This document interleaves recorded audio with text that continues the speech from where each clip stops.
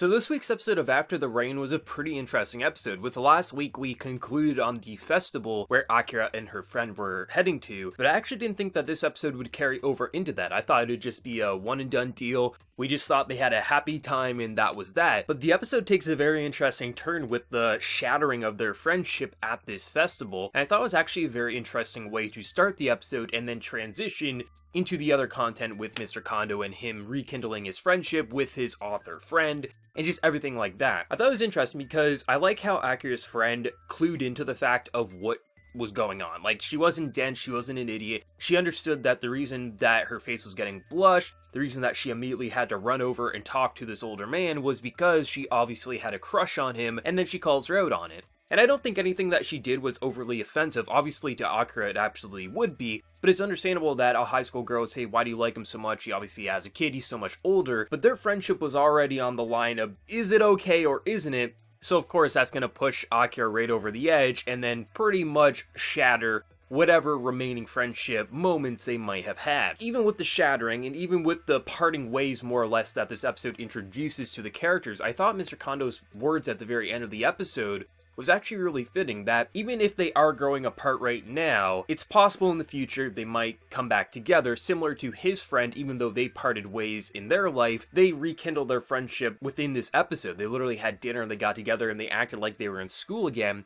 But even if they can't rekindle that friendship, the moments that they did share, the good moments, they don't go away, even if the friendship does have to end here. I thought it was just such a fitting way to wrap up the episode, but also just give a piece of life advice, not just to Akira, but even the viewer. I think it's a very relatable piece of advice, and I thought it was actually very mature of Mr. Kondo to go about that, and I thought it was very interesting because he's been convincing himself, he's nothing but an old guy, he wasted his life, but he feels like he could still be in school in a lot of ways. Like, a lot of ways he was acting in this episode where he was drinking, just having a fun time, it definitely struck me as, like, even though he might appear older, he still is a young guy at heart, and he still has these words of wisdom that just really help out characters. And I thought it was interesting because at the end of the day, the idea of this show is trying to say, can these two characters be together, each have their own problems, each have their own obstacles that they would have to overcome to make this work, but is it what both of them want? And it's hard to fully say, but I think just based on how Akira is feeling, based on how Mr. Kondo is feeling, even though he tries to push himself away, even though she tries to push herself away from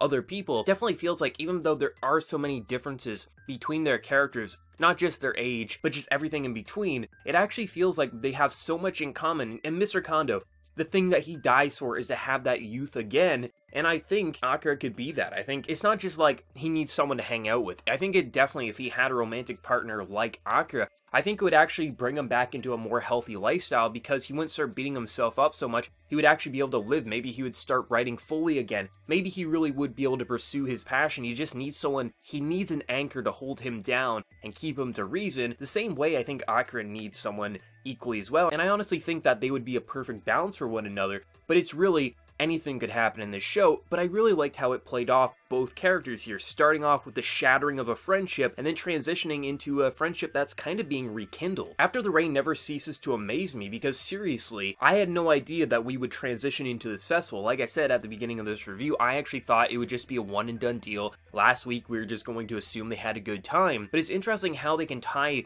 past episodes, things that you might not think are going to be that important, and then it's like one of the most important aspects to the next episode. It's kind of interesting because this is the first time we really have seen someone kind of confront Akira about her crush since, I believe, in the earlier episodes when one of the employees kind of confronts her. But it's interesting that it's one of her friends this time, and the way she reacted is pretty much how probably most people in her high school would react, but it never really felt judgmental. It's just a more of confusion because she couldn't relate. So I am interested if this is going to be one and done deal, they're no longer going to be friends for the remainder of the season, or if something's going to bring them back together. Maybe her friend's going to kind of come back and say, hey, even though I don't get it, if that's who you like, that's who you like, I'm not going to judge. But granted, if I was Akira and someone was like, why would you like this old man with a kid? It's like, well, he's mature, he's successful, and he's not a dumb high school boy. Why wouldn't I like him? Why would I go with your stupid crushes? Because seriously, she has definitely a better crush than most of these high school girls would, but it'll be interesting to see how they're going to transition to it. But I have to say, this was a very enjoyable episode. Was it my absolute favorite? No.